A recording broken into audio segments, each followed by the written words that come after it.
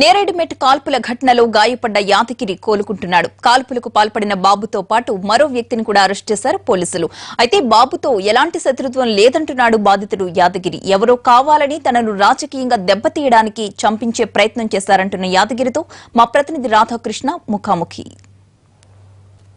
కాంగ్రెస్ నాయకుడు యాదగిరిపై కాల్పులు జరిపిన ఘటనలో బాబు ప్రస్తుతం పోలీసుల అదుపులో ఉన్నాడు. అసలు యాదగిరిపై ఎందుకు అతను కాల్పులు జరపాల్సి వచ్చింది, ఎందుకు వీళ్ళిద్దరి మధ్య ఇంత శత్రుత్వం వచ్చింది అనేది ఒకసారి మాట్లాడడానికి యాదగిరి ప్రస్తుతం మనతో ఉన్నారు. కాల్పులు అతనిపై జరపడానికి గల కారణాలేంటి అతని మాటల్లోనే అడుగుదాం. ముందు అసలు ఎందుకు మీకు బాబుకు వైరం ఉంది, ఎందుకు అతను మిమ్మల్ని చంపాలనుకున్నాడు క్లారిటీగా ఒకటి. నాకే తెలియదండి. అతను సడన్లీ వచ్చి 3 సంవత్సరాల తర్వాత మా బస్సులో ఉంటుండే చిన్న ఉన్నప్పటి నుంచి. వాళ్ళ డాడీకి నేను పింఛన్ ఇప్పించిన, అట్లా పిల్లగాడు నాకు పరిచయం అయ్యాడు. సడన్లీ నాకు 3 సంవత్సరాల తర్వాత చూసే వరకు నేనే షాక్ అయిపోయినా. సడన్లీ వచ్చి బండి ఆపి గోలి అది తీసి ఖర్చు తీసి షూట్ చేస్తూనే ఉండు. అసలు నాకు ఎందుకు చంపాలనుకుండు ఏది నాకే తెలియదు. 100% ఎవరో కావాలని నా మీద కుట్ర బన్ని నన్ను హత్య చేయడానికి నన్ను ప్రయత్నించు. అది పోలీస్ ఇంట్రగేషన్లో మన పోలీస్ అధికారులు చాలా మంచిగా ఇంట్రగేషన్ చేస్తారు. కంపల్సరీ మాకు పోలీస్ అధికారుల మీద నమ్మకం ఉంది. అది కంపల్సరీ ఇంట్రగేషన్ చేసి వాళ్ళ వెనుక ఎవరున్నది 100% చెప్పాలి. మేమే షాక్ అయిపోయినాం. సడన్లీ నాకు అతనికి ఏం శత్రుత్వమే లేదు. మాకు వాళ్ళ చిన్న వాళ్ళ ఫ్యామిలీ మెంబర్స్ అందరూ మాకు పరిచయం ఉంటుండే. మొన్న రీసెంట్లీ ఎలక్షన్లో కూడా వాళ్ళ ఫ్యామిలీ మెంబర్స్ మొత్తం నాకు సపోర్ట్ చేసిండు. అతను కనిపించలే. వాళ్ళ మదర్ వాళ్ళ ఫ్యామిలీ మెంబర్స్ అందరూ కూడా నా ఎంబడే ఉండే, నా ఇంటి దగ్గర భోజనాలు చేసిండ్రు, నా ఎంబడి ప్రచారం చేసిండ్రు. అందరూ చాలా హ్యాపీగా ఉండే, చాలా సంతోషంగా ఉండే. నాకు ఏ రకంగా కూడా నాకు అతనితో నాకు ఏ మాత్రం శత్రుత్వం లేదు. ఎందుకు సడన్లీ అట్లా అయిందో మేమే అర్థం కాలేని పరిస్థితులు అయిపోయినాం. ఎవరో వెనుక ఉండి ఎవరో కావాలని కాల్పులు జరిపించారు. అది ఎవరు జరిపించారు అనేది 100% పోలీస్ అధికారులు ఎంక్వైరీ చేసి 100% అది కంపల్సరీ అది ఇంట్రగేషన్ చేయాలి.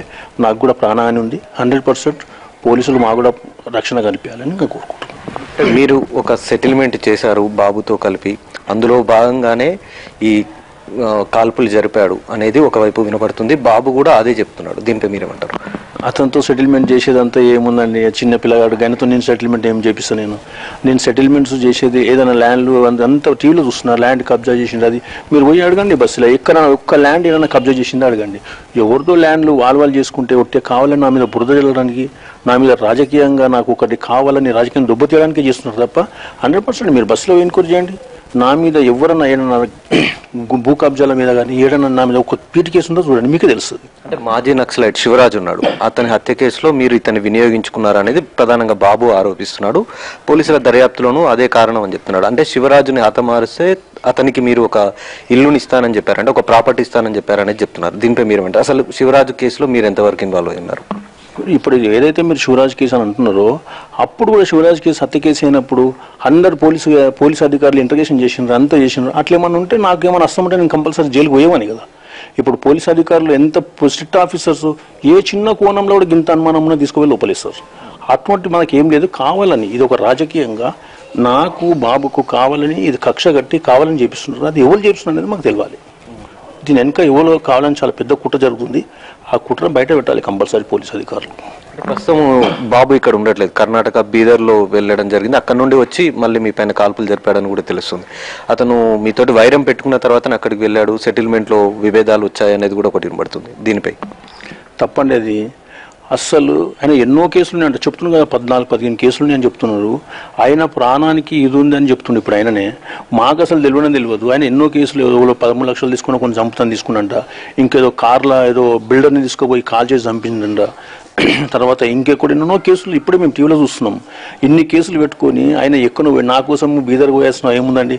నేను ఒక్కొని 24 అవర్స్ నేను ఒక్కొనే దొరుకుతాను. మీరు బస్సులో అడగండి.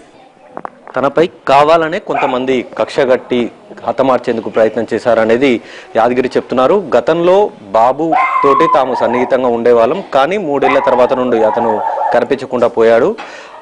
తనను హతమార్చేంత శత్రుత్వం బాబుకి గాను బాబు పైన దాడి చేసేంత అవసరం తనకు కానీ లేదని యాదగిరి చెప్తున్నారు. ఎవరో బయటి వ్యక్తులు ఈ తనను హతమార్చేందుకు బాబును వినియోగించుకొని ఉంటారనేది యాదగిరి అనుమానిస్తున్నారు. పోలీసుల దర్యాప్తులో ఈ విషయం వెలుగులోకి తేవాలనేది యాదగిరి కోరుతున్నారు. అలాగే తనకు ప్రాణహాని ఉంది కాబట్టి రక్షణ కల్పించాలనేది కూడా ప్రధానంగా యాదగిరి కోరుతున్న పరిస్థితి ఉంది.